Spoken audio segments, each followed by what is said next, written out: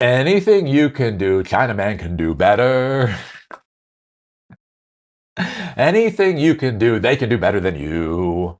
So coming from Reuters, ByteDance targets mega AI model that could match Mythos scale.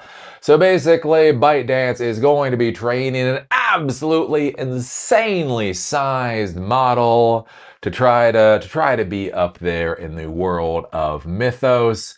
And yeah, this is basically how the quote unquote competition with China is going right now. We do something really amazing, put it behind a paywall and talk about how we need this product to be successful in order for our civilization to survive. And then a few months later, they basically develop the same crap and give it away for free. Yeah, we are winning. Parasocial Daddy is tired. If this is winning, I am in fact tired of winning.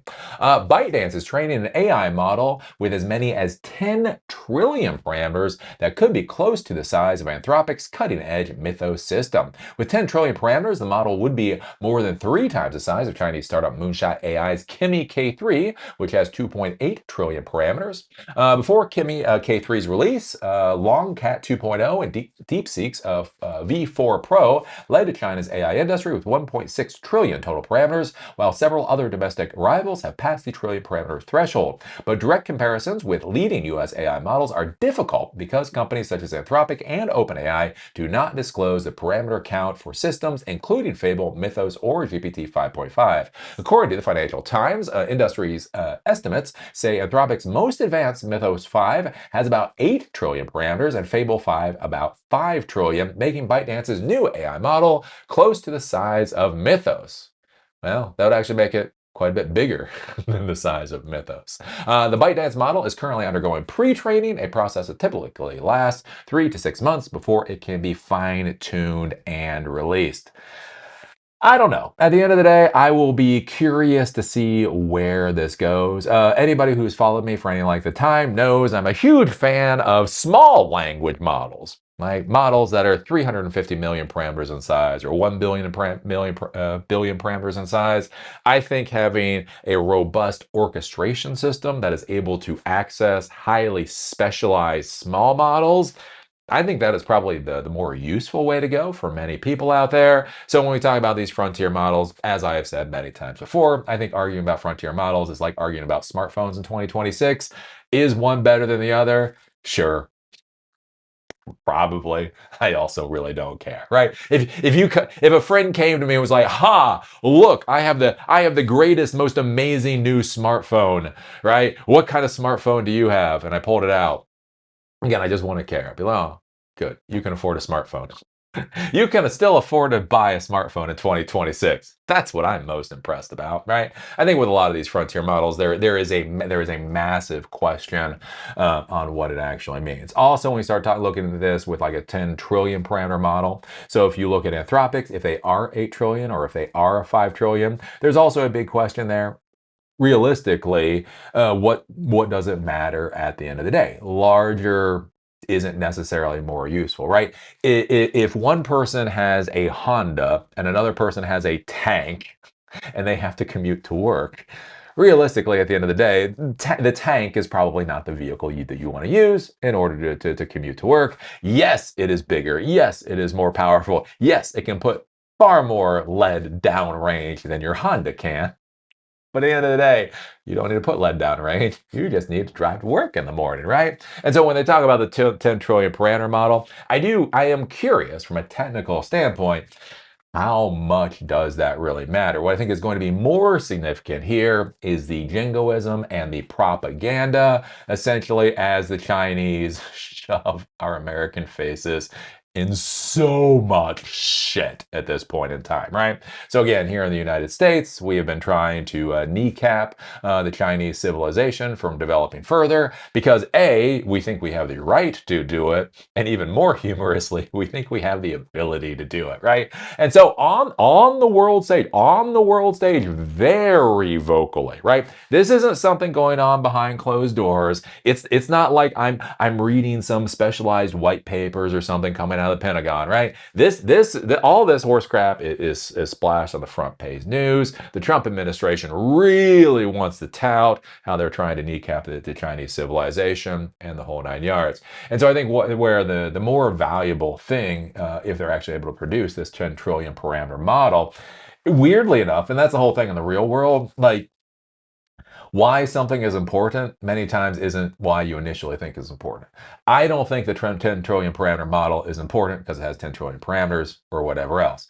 Why I think that's important is because then China can come out and say, look, we literally were able to train the largest model in the world, even with all of the sanctions and everything that the United States has put on top of us.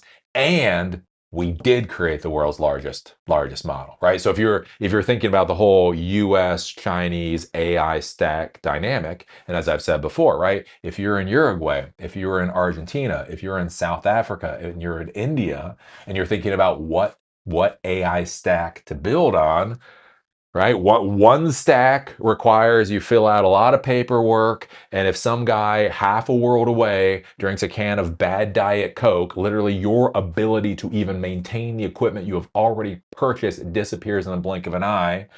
Or this stack over here, where you say, I would like to buy some of your stack, and they basically say, how much? Swipe credit card. As I've said before, which one are you going to buy? And then what's coming out with this, basically the big question is, the argument in the United States is, but ours is best, right? You could use Chinese AI, but come on now, it's Chinese AI. It's cheap for a fucking reason. You know what I'm saying? And so basically, with them being able to put out a 10 trillion parameter model, the significance isn't, the value isn't in the 10 trillion parameter model. The value is in they have a 10 trillion parameter model. So on the world stage, it becomes more of a question mark about what stack people should go with. And it shows them moving forward, whereas we're, I don't know, doing whatever we're doing, right? So what do you think about this? What do you think about ByteDance working on a 10 trillion parameter model? What do you think about this possibly, who knows, maybe not, probably, possibly being the largest model to currently being trained? And think about this, if ByteDance is able to do it while China is trying to be technologically kneecapped by the United States, what do you think that means? It's a hell of a thing. It's a hell of a thing. America is good. America is really good at losing wars. We keep getting into wars and we keep losing those wars. It's funny. I was flipping through the television. Anyway, I was flipping through like Apple TV. I was flipping through, looking at renting a movie, and it was funny because there's a new World War II movie out. And it's weird how many World War II movies we have out nowadays, right? They are still creating World War II movies. They're not creating Korean War movies. They rarely ever talk about the Korean War ever in my entire life.